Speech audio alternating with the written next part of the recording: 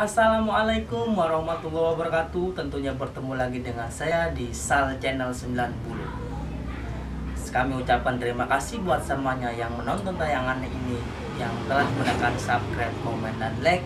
Itu tandanya telah mendukung saya. Terima kasih buat semuanya.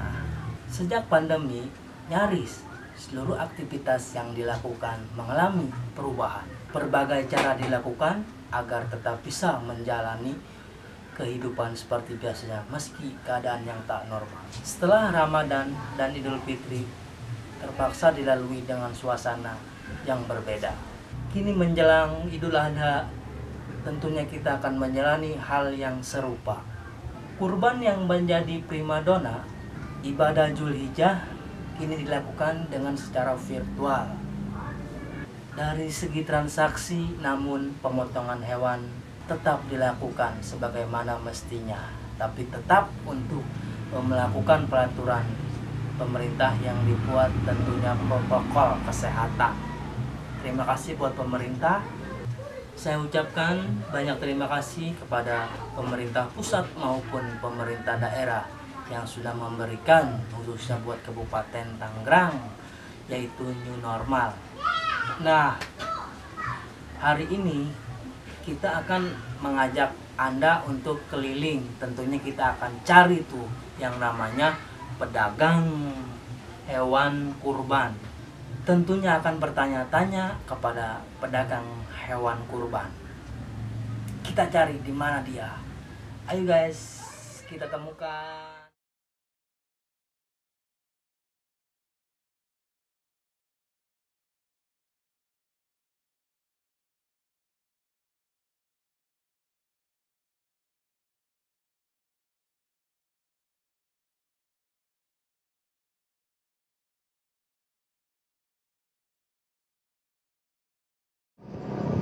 Oke guys, kita sekarang sudah berada di Kampung Jalan Raya Kuput, tepatnya di Kampung Karet.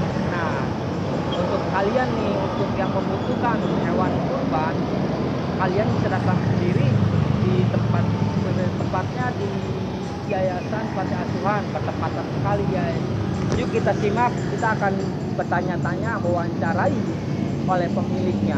Nah, oke guys, mantap terus. Oke guys, kita kebetulan sekali berada di sini dan ternyata memang dimandiin, jadi terawat bangetnya tentunya kondisinya dan banyak banget untuk harus covid.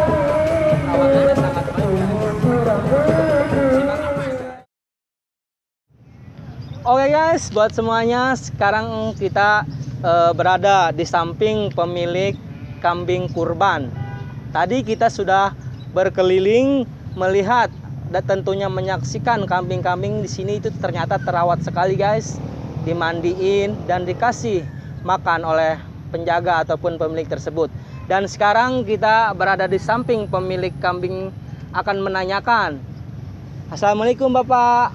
Waalaikumsalam warahmatullahi wabarakatuh. Bapak namanya siapa Pak? Pak Munib. Oh Pak Munib guys. Kambing di sini untuk sudah layak dijual Pak ya? Siap. Jadi untuk masalah kambing di sini berumur berapa tahun Pak? Sekitar 2 tahun sampai 3 tahun. Oh itu udah layak jual Pak ya? Siap. Dan juga kambing di sini berasal dari mana Pak? Apakah dari Garut? Oh dari Garut tentunya. Ternyata kambing di sini terawat banget Pak ya? Insya Allah. Itu untuk mengasih pakan ataupun pemandian gimana tuh Pak? Dari mulai pagi, sore, ataupun malam? Dimandikan 2 hari sekali. Oh 2 hari sekali. Pakan 3 kali. Oh seperti Pagi, itu. siang, malam. Oh seperti itu guys, sangat terawat sekali. Dan buat semuanya, apabila ingin membeli hewan kurban di sini, tentunya sekarang saya dengan Bapak Munib. Bapak Munib gimana caranya? Silakan datang ke lokasi di alamat di Karet Cadas, kawasan Akong, Tangerang. Seperti itu guys, tadi sudah disebutkan. Dan untuk masalah harga apa boleh disebutkan? Apa kita suruh datang ke sini aja Pak? Siap. Masalah harga variatif, di atas 3 juta sampai 6 juta. Wow, luar biasa guys. Di sini itu ternyata kambingnya itu sangat variatif ya, dari mulai harga sekian sampai sekian. Kalau Anda penasaran, lihat saja langsung datang ke sini. Bukan begitu, Pak? Siap. Oke guys. Ternyata di sini itu kambingnya sangat terawat, dan tentunya tadi Bapak Munib sudah memberikan tipsnya. Jadi bagi semuanya yang ingin membeli hewan kurban, tentunya jangan jauh-jauh. Di sini ada penjual hewan kurban yang sangat sederhana sekali. Tentunya harga tadi sudah disebutkan oleh Bapak Munib dengan harga sangat variatif dari harga sekian sampai sekian. Tentunya kalau kalian ingin membeli hewan kurban tersebut, kalian tinggalkan nomor HP kalian yang tertera di spanduk. Tentunya nomor tersebut punya Bapak Munib pribadi, Pak ya? Siap. Iya, jadi di sini itu memakai pesan antar. Jadi jangan takut sama kalian untuk membeli, apakah bagaimana untuk mengantarnya. Di sini tuh sangat kreatif sekali guys. Bapak itu untuk pembeli hewan kambing misalnya, jadi langsung dibawa apa dipelihara dulu di sini, Pak? Tergantung. Tergantung konsumen. Oh, ada yang titip, ada yang langsung dibawa. Biasanya untuk pengambilannya gimana tuh, Pak? 2 hari sebelum hari H. 2 hari sebelum semuanya, Pak ya? Rata-rata. Oh, jadi gitu. Jadi itu termasuk pembayaran nggak, Pak? Misalnya kan dia dikasih umpan di sini, itu masuk pembayaran nggak? Enggak. Bebas. Oh, bebas. Bebas ongkir juga khusus Tangerang. Oh, oke guys. Bebas ongkir untuk wilayah Tangerang aja katanya. Dan semuanya sudah jelas sekali. Bapak Munib sudah menjelaskan tentunya. Seperti tadi Bapak Munib sudah menjelaskan. Jadi waktu Anda itu tinggal berapa tuh, Pak? Ya sekitar 1 minggu lah. 1 mingguan lebih. 1 minggu 8 hari. 8 hari menuju hari H, Pak ya? Hari H. Hari H. Jadi sebelum hari Idul Adha itu 2 hari boleh diambil, dan untuk pesan sekarang boleh. Seperti itu. Mungkin Bapak Munib mau ada pesan-pesan untuk disampaikan bagi yang penonton? Boleh. Di mana ada peminat nanti setelah milih ada kendala, cacat, hilang, saya tanggung jawab. Oh, seperti itu guys. Di sini tuh sangat tanggung jawab sekali tentunya. Jadi buat kalian pokoknya jangan takut dah, di sini tuh kayak paket komplit gitu guys. Jadi bisa itu kalau ada yang cacat misalkan, jadi bisa diganti ya, Pak ya? Betul. Seperti itu guys. Dan sekarang kita sudah menyaksikan tadi berjalan untuk melihat kambing-kambing di sini, dan terima kasih buat kalian yang sudah melihat wawancara dengan Bapak Munib. Tentunya buat kalian yang mau dukung kami, silakan tekan like, komen, dan subscribe. Oke, Pak Munib, makasih. Assalamualaikum. Waalaikumsalam warahmatullahi wabarakatuh. Ibu, ayo Pak.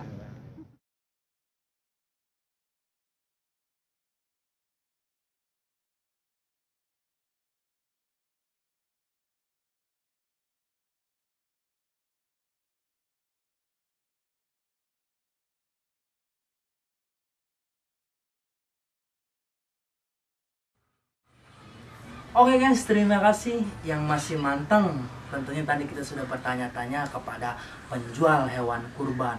Nah, sekarang saya mau ajak kalian ke rumah Mang Santri.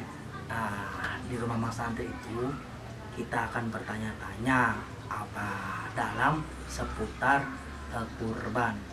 Oke guys, buat kalian yang sudah setia, terima kasih untuk menonton tayangan ini. Nah, barusan kita sudah bertanya-tanya kepada pemilik ataupun penjual hewan kurban.